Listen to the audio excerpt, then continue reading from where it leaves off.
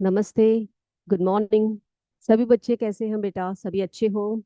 विद्या शक्ति के साइंस के क्लास में आप सबका स्वागत है। तो बच्चों, हम लोग क्या पढ़ रहे थे पिछले क्लास में? हम लोग जो है किशोरावस्था की और जो है चैप्टर को पढ़ रहे। तो बच्चों, आज का विचार क्या है? आज का विचार है, the son himself is weak when he first rises and gathers strength and courage as the day gets on.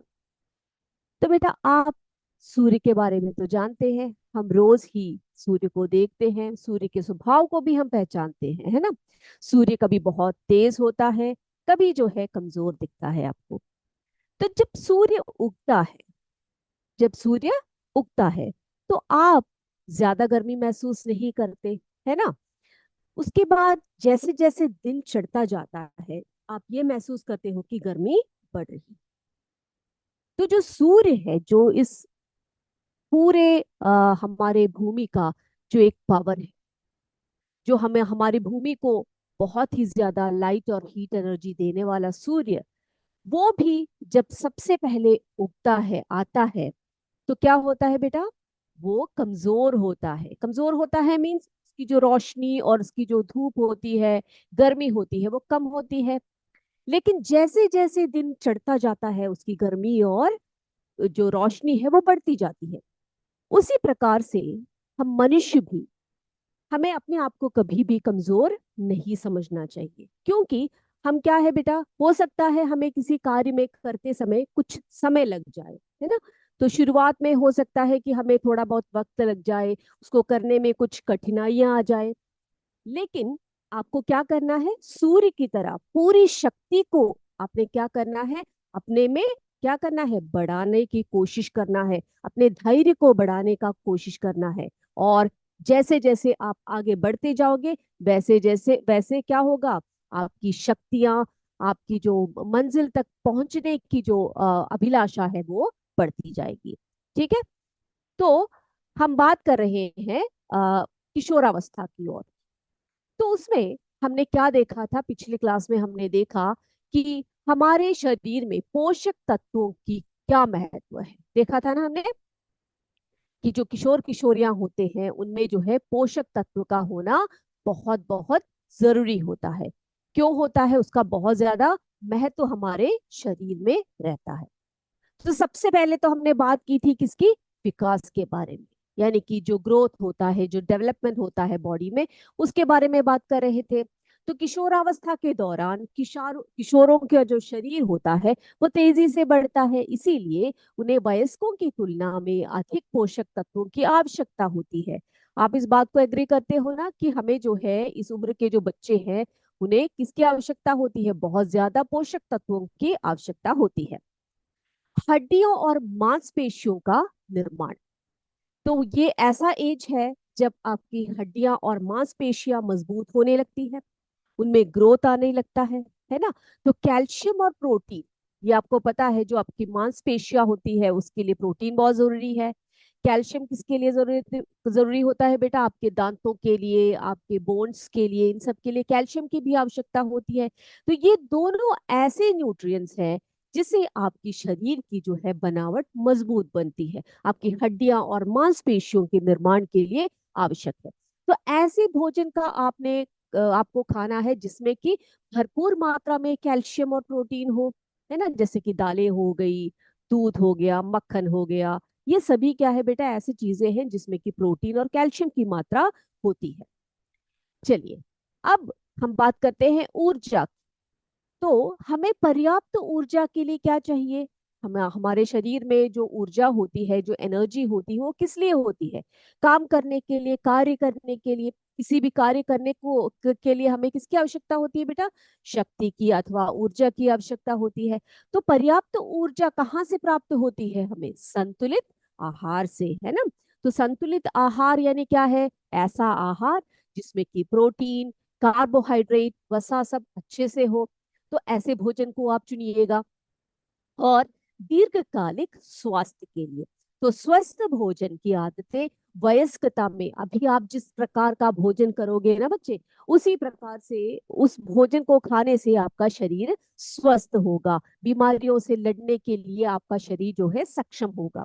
तो स्वस्थ भोजन की जो आदतें हैं वो वयस्कता में, आप जैसे जैसे एज होते जाओगे, आप एज होते जाएंगे, तो आपके शरीर में अगर आप उटपटांग भोजन करेंगे तो आपके शरीर में मोटापा आ सकता है, हृदय रोग आ सकते हैं, अन्य बहुत सारे रोग आ सकते हैं।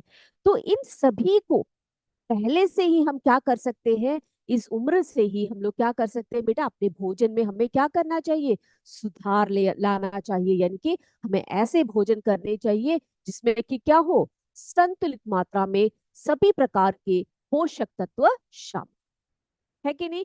चलिए, उसके बाद हमने बात की थी व्यायाम का महत्व के है ना बारे में, यानी कि हमारे शरीर के लिए बहुत बहुत जरूरी होता है व्यायाम। तो शारीरिक स्वास्थ्य को बनाए रखने के लिए इसकी आवश्यकता होती है व्यायाम की, एक्सरसाइज की, बॉडी एक्टिविटीज की।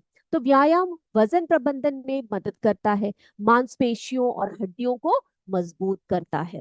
तो आपको क्या करना चाहिए, व्यायाम करना चाहिए, है ना, आपके शारीरिक स्वास्थ्य को बनाए रखने के लिए। साथ साथ व्यायाम क्या करता है बेटा, आपके मानसिक स्वास्थ्य को भी बनाए रखता है। शारीरिक गतिविधि तनाव को कम करती है, जिससे क्या होता है, आपको रात को बहुत अच्छी नींद आती है।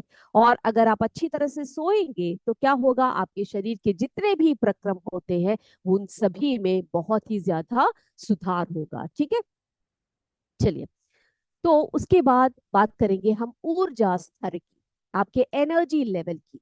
तो सक्रिय रहने से, आप अगर एक्टिव रहते हैं तो किशोरों को सक्रिय जीवन शैली के लिए ऊर्जा मिलती है ना। तो हम जानते हैं इस उम्र में आप बच्चों को बहुत ज्यादा ऊर्जा की आवश्यकता होती है। आप खेलते हो, कूदते हो, बहुत सारे कार्यों में भाग लेते हो, पढ़ना लिखना होता है।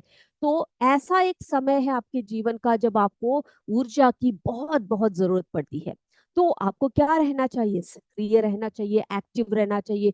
तो बहुत ही अच्छे से फिजिकल एक्टिविटीज में आप इन्वॉल्व होंगे तो आपका शरीर भी स्वस्थ रहेगा और मन भी, आपका मानसिक और शारीरिक स्वास्थ्य बना रहेगा। तो आपने क्या करना है, कम से कम 60 मिनट अच्छे तरह से स्वास्थ्य और फिटनेस के लिए क्या करना चाहिए, आपको कम से कम 60 मिनट तक, यानी कि 1 घंटा कम से कम आपको मध्य से तीव्र शारीरिक गतिविधि करनी चाहिए। यानी कि धीरे धीरे से आप कोई एक्टिविटी शुरू कीजिए, फिर आप तेजी तेजी से उस एक्टिविटी को करते रहिए, और इससे आपका शरीर जो है स्वस्थ और तंदुरुस्त होगा। और आपको पता है बेटा कि शरीर स्वस्थ होगा तभी आप कार्यों को करेंगे। तो बेटा पोषक तत्वों का महत्व पढ़ लिया हमने, व्यायाम का महत्व भी हमने अच्छी तरह से देख लिया है ना। तो इसके बारे में अभी किसी बच्चे को कोई भी डाउट नहीं है। फिर बच्चे हमने बात की थी धूम्रपान एवं मादक द्रव्यों के दुष्प्रभाव के बारे में, है ना। तो इस उम्र में जो है कई बच्चे जो है ऐसे गलत गलत चीजों में जो है पड़ जाते हैं, है ना। तो ऐसे जो कार्य होते हैं जैसे कि धूम्रपान एवं मादक द्रव्यों का दुष्प्रभाव, ये हमारे जीवन में बहुत बड़ा प्रभाव डालता है। तो बेटा ये कौन है, ये एक महान साइंटिस्ट है जिनका नाम स्टैनली हॉल है। इन्होंने कहा था कि किशोरावस्था जो है वो एक बड़े तनाव, संघर्ष, तूफान और विरोध की अवस्था है ना। तो आपने पिछले क्लास में हमने आपको बताया था कि इस अवस्था में जब भी आप तनाव युक्त होते हो, भ्रमित होते हो, असुरक्षित महसूस करते हो, इन तनावों से उभरने के लिए क्या करना चाहिए, आप अपने पेरेंट्स से बात कर सकते हैं, अपने टीचर से बात कर सकते हैं, अपने बड़े बुजुर्गों से बात कर सकते हैं। तो इसकी बजाय बच्चे बच्चे क्या करते हैं कि जाने अनजाने में धूम्रपान या मादक पदार्थों जैसे तंबाकू, गुटखा, खैनी, बीड़ी, सिगरेट, शराब आदि के सेवन करने लगते हैं, और धीरे धीरे धीरे उनके आदी हो जाते हैं। और ऐसे हो जाता है समय जब आप उनके बिना, ऐसे बच्चे उन उन चीजों के बिना नहीं रह पाते, ठीक है। परंतु इनके उपयोग से आंतरिक अंगों को क्या पहुंच जाती है बेटा, क्षति पहुंचती है। यानी कि जो आपके इंटरनल ऑर्गन्स होते हैं उनमें क्या हो जाता है, उनमें डैमेजेस आ जाते हैं, जिससे क्या होता है, आप थोड़े बहुत वयस्क जब हो जाते हो तो आपको घातक बीमारियां हो सकती है। और इनके प्रयोग से शरीर की जो तंत्रिका तंत्र होती है, जो हमारा नर्वस सिस्टम होता है, उस पर सीधा प्रभाव पड़ता है। और इनका सेवन व्यक्ति को कमजोर एवं संवेदन शून्य कर देता है, यानी कि उसके सोचने विचारने की जो क्षमता होती है ना बेटा, वो उसको खत्म कर देती है। और क्या करते हैं ये लोग, ये जो इसका उपयोग करते हैं बहुत ज्यादा, दूसरों पर अत्याचार करने लगते हैं, अपना शरीर भी खराब कर देते हैं, है ना। इस प्रकार से बहुत ज्यादा हानि जो है होती है। धूम्रपान करने से क्या होता है बेटा, श्वास संबंधी विभिन्न रोग होते हैं। कि आपकी जो लंग्स होते हैं, जहां पर ऑक्सीजन, जो प्योर ऑक्सीजन आता है, वहां पर क्या होता है, जब कई लोग जो धूम्रपान करते हैं उससे बहुत ही ज्यादा जहरीली गैसेस जो है, निकोटिन वगैरह जो केमिकल प्रोडक्ट्स है, वो सब हमारे शरीर में एक्यूमुलेट होने लगते हैं, और हम लोग क्या हो जाते हैं, रोगी हो जाते हैं, है ना। तो मादक द्रव्यों से क्या होता है, मादक द्रव्यों का जब प्रयोग करते हैं लोग, तो उसके सेवन से यकृत को प्रभावित करता है। यकृत यानी कि जो आपका लिवर होता है, जो लिवर हमारा होता है बहुत सारे फंक्शंस करता है ना। हमारे शरीर का सबसे बड़ा ग्लैंड कहलाता है, बहुत सारे एंजाइम्स प्रोड्यूस करता है, बहुत सारे फंक्शंस होते हैं इसके। तो उसकी कार्य क्षमता जो है घट जाती है। उसकी कार्य क्षमता घट जाने से क्या होता है बेटा, हम लोग जो है बीमार होने लगते हैं। हमारे अन्य जो आंतरिक अंग है, उनको भी ये प्रभावित करता है। तो बेटा आपने क्या करना है, यदि कोई व्यक्ति आपको मादक पदार्थों के सेवन के लिए प्रेरित करता है, कोई कहता है, अनजान व्यक्तियां आपके पास आते हैं, आपसे कहते हैं कि भाई ये ले लो, इसको खा लो या इसको पी लो, तो इस तरह से आपको कोई इस तरह से प्रेरित करता है, तो आप इसकी सूचना अपने पेरेंट्स से कर सकते हैं, अपने अध्यापकों से, अपने प्रधान अध्यापक को बता सकते हैं, ताकि उन व्यक्तियों को कानून के हवाले किया जा सके। क्योंकि ये बहुत ही बड़ा क्या होता है बेटा, ये बहुत ही बड़ा क्राइम होता है, ठीक है। तो इस प्रकार आप अपने आप को, अपने मित्रों को इन कुप्रभावों से बचा सकेंगे। तो कहीं पर भी आप ऐसे बुरी आदतों में कभी नहीं जाइएगा बेटा। आपके मन में कोई तनाव है, आपके मन में कोई प्रॉब्लम्स चल रही है, आप जरूर उन चीजों को क्या कीजिएगा, आप अपने आसपास के लोगों से शेयर कीजिएगा।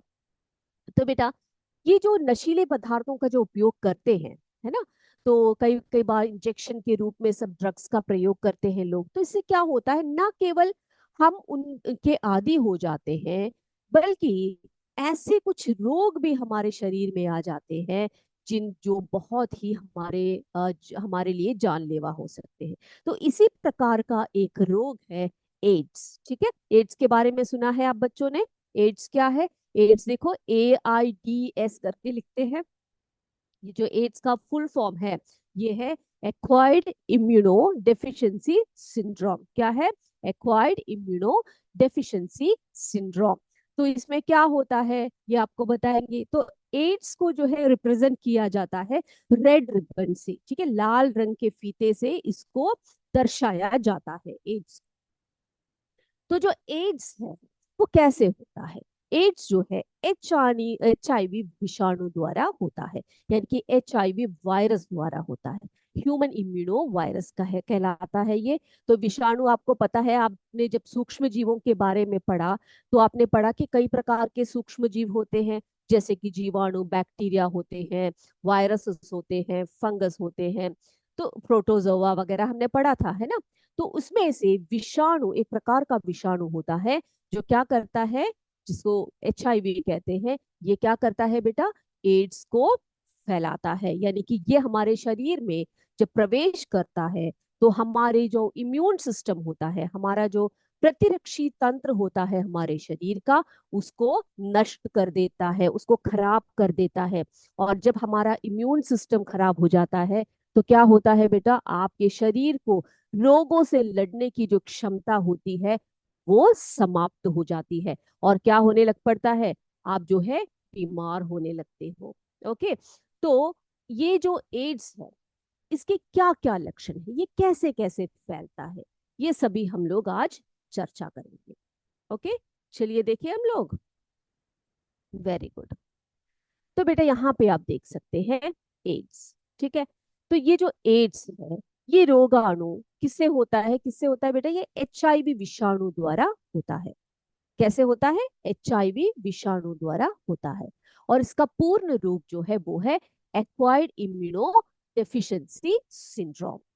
एड्स का पूरा नाम देख लिया आपने, एक्वायर्ड इम्यूनो डेफिशिएंसी सिंड्रोम। इस रोग से पीड़ित व्यक्ति का प्रतिरक्षा तंत्र जो है वो कमजोर हो जाता है। क्या हो जाता है इस रोग से पीड़ित व्यक्ति का? प्रतिरक्षी तंत्र जो है वो कमजोर हो जाता है, यानी कि जो आपका इम्यून सिस्टम होता है वो खराब हो जाता है। और जैसे कि मैंने आपको बताया, एड्स का संकेत जो है रेड रिबन से किया जाता है। यहाँ पे इस तरह से देखिए आप, रेड रिबन से आपसे अगर किसी भी आगे बड़े बड़े क्लासेस में वगैरह आप कोई कॉम्पिटिटिव एग्जाम्स वगैरह जब लिखते हैं ना बेटा, तो आपसे पूछा जा सकता है, ऐसा एक क्वेश्चन आएगा कभी कि रेड रिबन जो है किस रोग का संकेत है, तो आप बताइएगा एड्स का संकेत माना जाता है इसको। तो एड्स कैसे होता है बेटा? एड्स संक्रमित माँ से शिशु को, यानी कि अगर माँ को एड्स है, एक मदर है उनको एड्स है और वो एक बच्चे को कैरी कर रही है, तो उनसे क्या हो सकता है, माँ से, अगर माँ को एड्स है तो माँ से शिशु तक वो रोग जो है जा सकता है।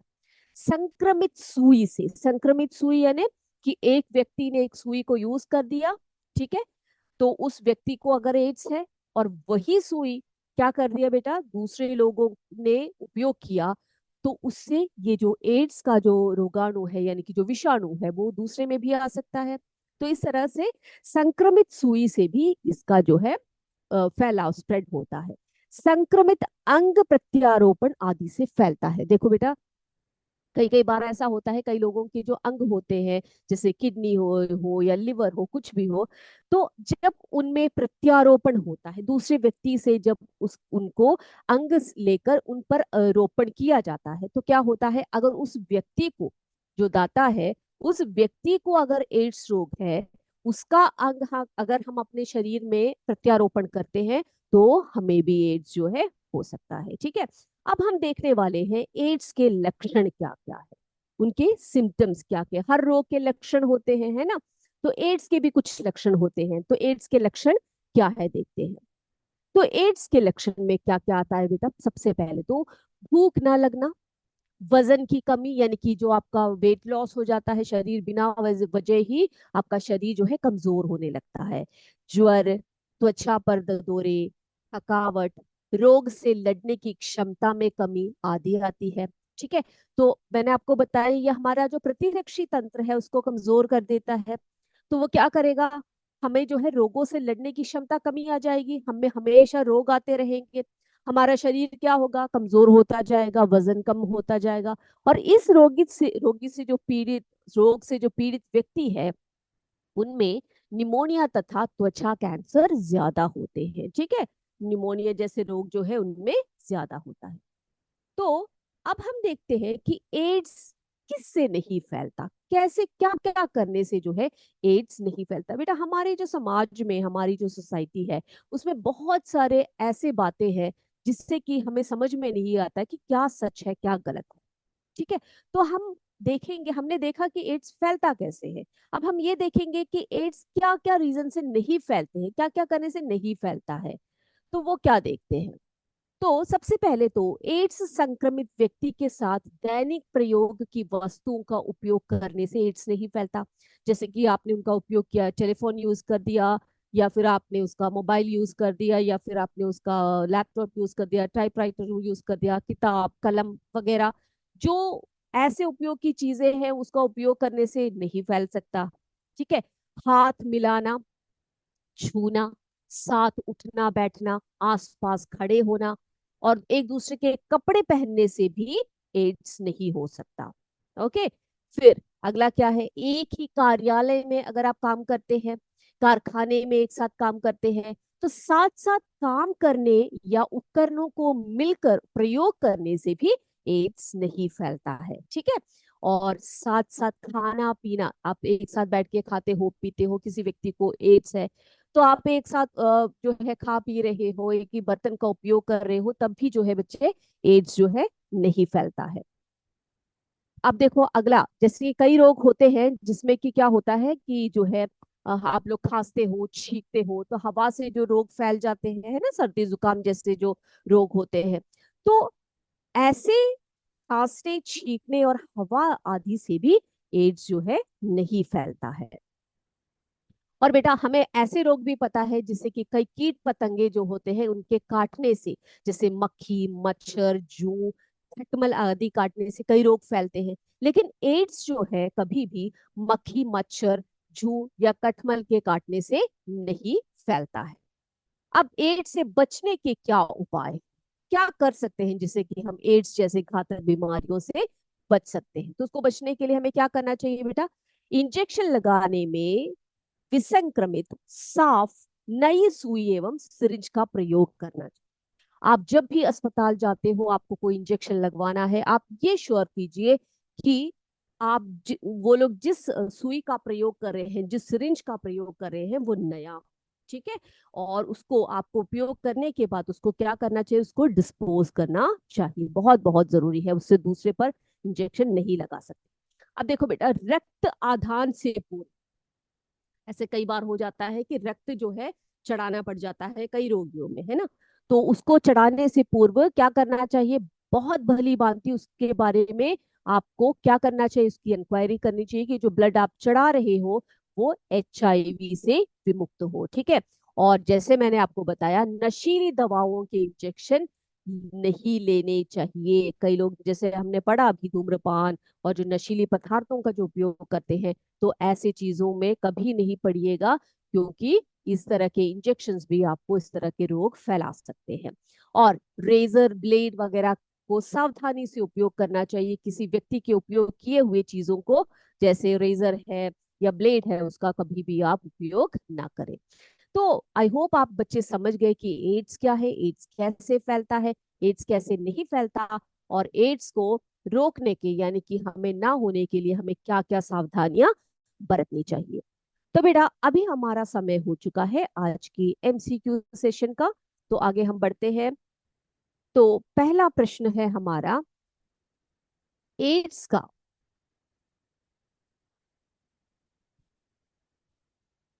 यस, पहला प्रश्न है, एड्स का कारण बनने वाला वायरस कौन सा है? एड्स का कारण बनने वाला वायरस कौन सा है? HPV, HIV, hepatitis, polio virus.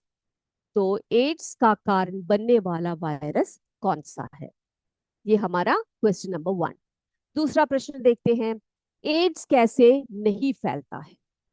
संक्रमित रक्त चढ़ाने से, संक्रमित व्यक्ति के साथ यौन संबंध बनाने से, संक्रमित सुई के उपयोग से, संक्रमित व्यक्ति को छूने या गले लगाने से एड्स कैसे नहीं फैलता है? तीसरा है, क्या HIV गर्भावस्था के दौरान मां से बच्चे में जा सकता है? नहीं, पहला ऑप्शन देखिए, नहीं, वो यह बिल्कुल असंभव है। दूसरा, यह गर्भावस्था, प्रसव या स्तनपान के दौरान नहीं हो सकता। हाँ, लेकिन केवल तभी जब मां को एड्स, ठीक है। हाँ, लेकिन केवल तभी जब पिता HIV पॉजिटिव हो। तो आपको ये बताना है कि क्या HIV जो वायरस होता है, यानी कि जो एड्स का वायरस होता है, गर्भावस्था के दौरान मां से बच्चे में जा सकता है या नहीं जा सकता है, ठीक है। ये है हमारा तीसरा प्रश्न। अब चौथे प्रश्न पर चलते हैं हम लोग। चौथा प्रश्न है, नशीली दवाओं के इंजेक्शन से जुड़ी सुइयों के माध्यम से एड्स का क्या जोखिम है, यानी कि उसका कोई रिस्क है कि नहीं है, पूछा गया है। हम लोग अभी अभी पढ़कर आए हैं कि उसका कोई रिस्क होता है या नहीं होता है ना। तो पहला ऑप्शन दिया है आपको, इसका कोई जोखिम या जोखिम नहीं है, ठीक है। बी है, केवल उन लोगों को जोखिम होता है जो नियमित रूप से नशीली दवाओं का सेवन करते हैं। सी ऑप्शन है, HIV अथवा एड्स सहित संक्रमण का बड़ा जोखिम होता है, इसका जोखिम बहुत कम है। तो आप चुनिएगा इसमें से जो बेस्ट आंसर है और उसका आंसर आप लिखिए। अगले प्रश्न पर चलते हैं। पांचवा प्रश्न, तंबाकू में पाए जाने वाला अत्यधिक नशीला पदार्थ कौन सा है?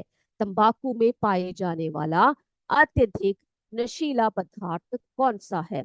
Morphine, nicotine, heroin, cocaine. तो इसमें से जो तंबाकू है उसमें पाए जाने वाला अत्यधिक नशीला पदार्थ कौन सा है? Morphine, nicotine, heroin, cocaine. चलिए छठवां प्रश्न देखिए। किशोरावस्था के दौरान होने वाली शारीरिक परिवर्तनों को कौन नियंत्रित करता है? जो शारीरिक परिवर्तन होते हैं उनको कौन नियंत्रित करता है? विटामिन नियंत्रित करते हैं, खनिज नियंत्रित करते हैं, हार्मोन नियंत्रित करते हैं, या एंजाइम्स नियंत्रित करते हैं? तो किशोरावस्था के दौरान होने वाले जो शारीरिक परिवर्तन होते हैं, फिजिकल जो चेंजेस होते हैं, उनको कौन कंट्रोल करता है? चलिए सातवां प्रश्न देखिए। निम्नलिखित में से कौन सा हार्मोन एक व्यक्ति के विकास को, उसके ग्रोथ और डेवलपमेंट को नियंत्रित करता है? ठीक है, इंसुलिन, वृद्धि हार्मोन, एड्रेनालिन, या टेस्टोस्टेरोन। निम्नलिखित में से कौन सा हार्मोन एक व्यक्ति के विकास को नियंत्रित करता है? इसमें से कौन सा हार्मोन है वो आपने बताना है। चलिए अगला प्रश्न देखिए, आठवां प्रश्न। किशोरावस्था में होने वाले शारीरिक परिवर्तनों में कौन सा शामिल नहीं है? जो शारीरिक परिवर्तन हमने पढ़े हैं बेटा किशोरावस्था के दौरान क्या क्या होता है, तो अभी आपने इसमें से ये बताना है कि इसमें से कौन सा परिवर्तन जो है किशोरावस्था में नहीं होता है। ठीक है, शरीर की लंबाई में वृद्धि, आवाज में बदलाव, प्रजनन अंगों का विकास, भोजन की आदतों में अचानक बदलाव। तो किशोरावस्था में होने वाले शारीरिक परिवर्तनों में इसमें से नीचे दिए गए इसमें से कौन सा शामिल नहीं है? चलिए नौवे प्रश्न पर चलते हैं। HIV एक प्रकार का डैश है। HIV एक प्रकार का डैश है। जीवाणु, विषाणु, प्रोटोजोआ, या कीटाणु? HIV वो क्या है? कौन सा सूक्ष्म जीव है? जीवाणु है, विषाणु है, प्रोटोजोआ है, अथवा कीटाणु है? ठीक है। 10वां प्रश्न, आखिरी प्रश्न आज का। परिपक्वता एक डैश प्रक्रिया है। परिपक्वता एक डैश प्रक्रिया है। मानसिक, मनोवैज्ञानिक, अधिकम, जैविक? परिपक्वता मैच्योरिटी जो होती है वो कैसी प्रक्रिया होती है? मानसिक होती है, मनोवैज्ञानिक होती है, अधिकम होती है, या जैविक होती है? चलिए, तो ये थे हमारे 10 प्रश्न। चलिए हम देखते हैं आप लोगों ने क्या क्या आंसर्स लिखे हैं इन क्वेश्चंस के। सभी चेक कर लीजिए अपने आंसर्स को बेटा। तो एड्स का कारण बनने वाला वायरस कौन सा है बेटा? HPV नहीं है, HIV है। ठीक है, HIV ह्यूमन इम्यूनो वायरस है ना, HIV वायरस कहलाता है ये। अगला है, एड्स कैसे नहीं फैलता है? संक्रमित रक्त चढ़ाने से फैलता है, संक्रमित व्यक्ति के साथ यौन संबंध बनाने से फैलता है, संक्रमित सुई के उपयोग से भी ये फैलता है, संक्रमित व्यक्ति को छूने या गले लगाने से एड्स नहीं फैलता है। तीसरा देखिए, क्या HIV गर्भावस्था के दौरान मां से बच्चे में जा सकता है? नहीं, ये बिल्कुल असंभव है, ये तो गलत है। ये गर्भावस्था, प्रसव या स्तनपान के दौरान नहीं हो सकता। देखो बेटा हमने पढ़ा है कि अगर माँ को एड्स है तो गर्भावस्था, प्रसव और स्तनपान के दौरान बच्चे में आ सकता है। तो यहाँ पर नहीं लिखा हुआ है, ठीक है, तो ये भी नहीं है हमारा आंसर। हाँ, लेकिन केवल तभी जब माँ को एड्स हो, है ना, ये सही है, जब माँ को एड्स हो तभी वो गर्भस्थ शिशु में भी आ सकता है। चलिए अगला चौथा देखिए बेटा, नशीली दवाओं को इंजेक्शन से जुड़ी सुइयों के माध्यम से एड्स का क्या जोखिम है? क्या जोखिम है बेटा? बहुत बड़ा जोखिम रहता है ना, बहुत ही खतरनाक रहता है, क्योंकि ये आपको विसंक्रमण जो है संक्रमण आ सकता है। पांचवा देखिए, तंबाकू में पाए जाने वाला अत्यधिक नशीला पदार्थ कौन सा है? हमने अभी आपको बताया था कुछ देर पहले कि निकोटीन होता है। किशोरावस्था के दौरान होने वाले शारीरिक परिवर्तनों को कौन नियंत्रित करता है बेटा? हॉर्मोन्स नियंत्रित करते हैं, है ना, ये है इसका सही आंसर। सातवां देखिए, निम्नलिखित में से कौन सा हार्मोन जो है एक व्यक्ति के विकास के लिए, उसकी ग्रोथ को जो है नियंत्रित करता है? हमने पढ़ा है वो है वृद्धि हार्मोन अथवा ग्रोथ हार्मोन। आठवां देखिए बच्चे, किशोरावस्था में होने वाले शारीरिक परिवर्तनों में कौन सा शामिल नहीं है? देखो ये सारे जो है, शरीर में लंबाई, आवाज में बदलाव, प्रजनन अंगों का विकास, ये सभी शामिल है। लेकिन भोजन की आदतों में एकाएक बदलाव जो है वो किशोरावस्था का एक क्या नहीं है, लक्षण जो है वो नहीं कह सकते हम। चलिए अगला 9वां देखिए बेटा। HIV एक प्रकार का क्या है? एक प्रकार का विषाणु है, एक प्रकार का वायरस है। 10वां परिपक्वता एक कैसा प्रक्रम है? जैविक प्रक्रम है। ठीक है। तो आई होप सभी बच्चों ने जो है आज के आंसर्स जो है बहुत बढ़िया तरीके से कर लिए होंगे। तो बेटा अगले क्लास में हम आपसे फिर मिलेंगे, कुछ क्वेश्चन आंसर्स करेंगे, इसके जो इंपॉर्टेंट क्वेश्चंस है उसको करेंगे, अगले क्लास में उसको डिस्कस करेंगे। आज के क्लास को हम क्या करते हैं, यहीं पर समाप्त करते हैं। जय विद्या शक्ति, जय हिंद, जय भारत। धन्यवाद। Thank you.